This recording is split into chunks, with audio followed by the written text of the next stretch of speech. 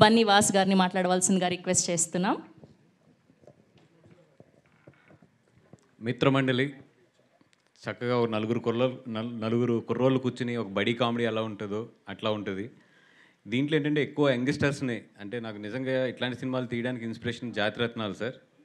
నేను చాలా స్టేజ్ మీద కూడా చాలా స్టేజెస్ మీద కూడా చెప్పాను ఈ మాట. అంటే ఒక నలుగురు హ్యాపీగా నవ్వుకుంటూ మాట్లాడుకుంటే ఫ్రెండ్స్ ఎంత బాగుంటుంది అనడానికి నాకు అది చాలా ఇష్టంగా ఉంటుంది. అందుకని ఈ సినిమాని ఏంటంటే ఎక్కువ యంగ్స్టర్స్, విజయ్ తన చుట్టూ డైరెక్టర్ విజయ్ కానీ తన చుట్టూ ఉన్న మనుషులందరూ కూడా చాలా యంగ్స్టర్స్, అందరూ కూడా ఒక 25-30 ఇయర్స్ లోపు ఉన్న వాళ్ళు మొత్తం అందరూ కూడా. వాళ్ళందరూ కలిపి ఈ సినిమాని తయారు చేస్తుంటే మేము అందరం సపోర్ట్ ఇచ్చి ప్యూర్గా ఒక యంగ్ బ్యాచ్ తయారు చేస్తే ఈ సినిమా ఎట్లా ఉంటుందో అది చూడాలనిపించింది. ఇది పాలకులు కాదురా, ఇది ట్రిపుల్ ఏ. ఇది